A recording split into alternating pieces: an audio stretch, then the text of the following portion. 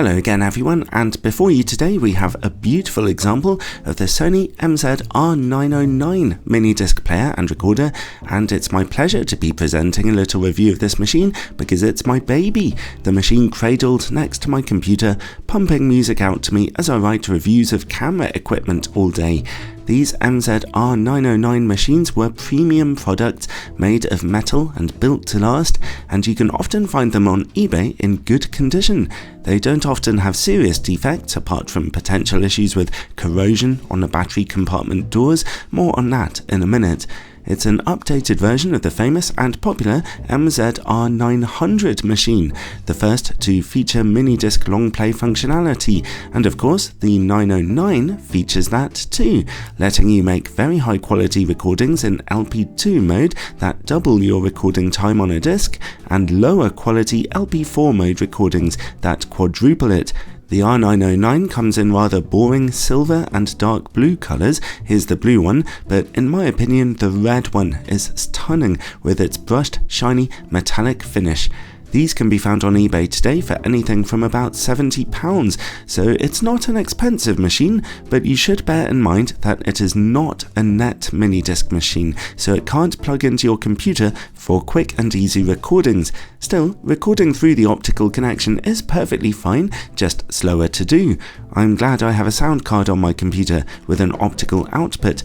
There are lots of reasons to prefer this R909 machine over the earlier R900. Firstly, it looks a bit more impressive and has more controls on the player itself, making it a little easier to handle. It has a bigger screen and a fully turning control wheel on its right, making it much easier for you to navigate through your discs. Something I don't love though is the slightly springy main control button. It feels a bit springy and you have to press it directly in to initiate playback, so it's easy to press the wrong button, but you do get used to it. This recorder's disc motor is slightly quieter than the R900's too. You can still hear it wearing away occasionally, but it's not quite as intrusive as on other players. Another nice little advantage is that this machine features 8-track Type R recording, which basically means your recordings will sound a little better than on the R900 or earlier machines, and the R909's recordings do in fact sound pretty spectacular.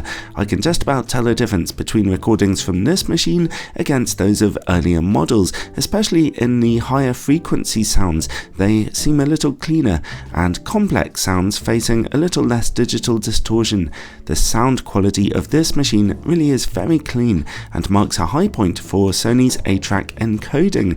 This extra quality is only for when you're making a standard play SP recording though, not LP2 or LP4 long play recordings.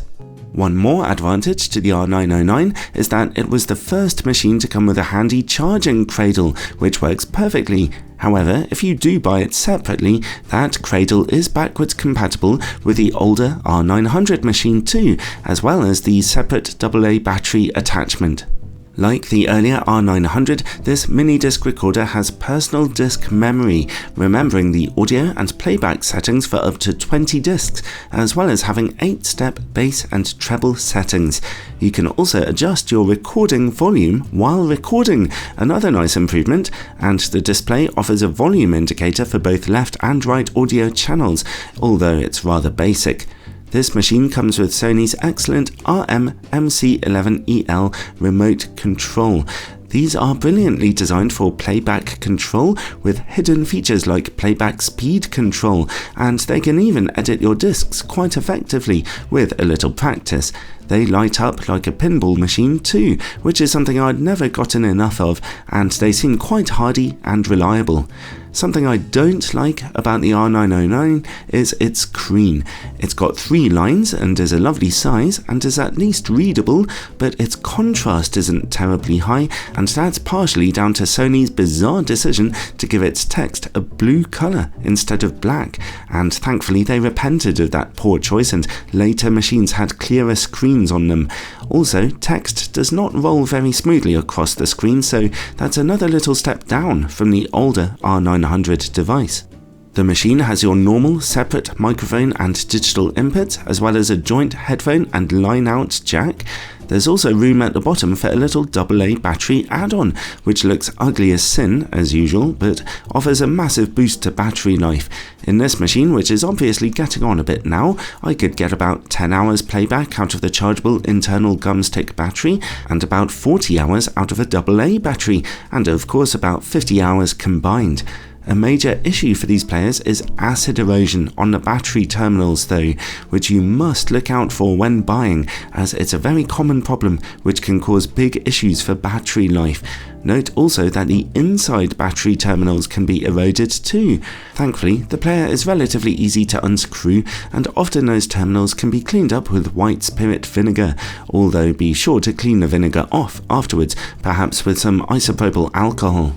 This particular player is slightly slow when navigating its way through your discs, but as I mentioned before, it's a little quieter than earlier players were, including the R900, which could often wear away a bit noisily.